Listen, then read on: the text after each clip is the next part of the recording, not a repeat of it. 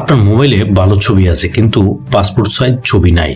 স্টুডিওতে যাওয়ার দরকার নেই, মাত্র 1 মিনিটে বাসায় মোবাইল দিয়েই আজ আমরা পাসপোর্ট সাইজ ছবি বানাবো। তাই এটি করতে হলে আমাদেরকে প্রথমেই যেতে হবে প্লে স্টোরে গিয়ে আমাদেরকে সার্চ করতে হবে পাসপোর্ট সাইজ ফটো মেকার।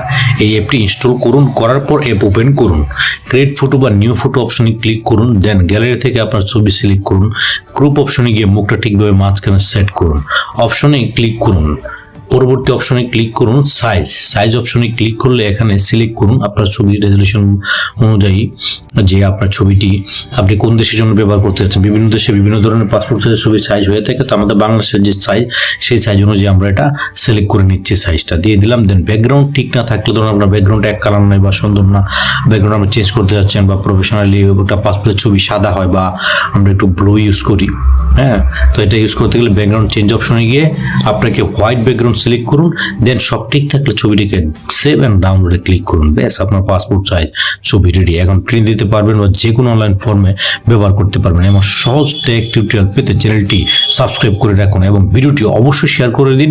আর কমেন্টে জানান আর কোন টপিক চান, ফলো করুন, শেয়ার করুন, কমেন্টে আপনার সমস্যা বলুন।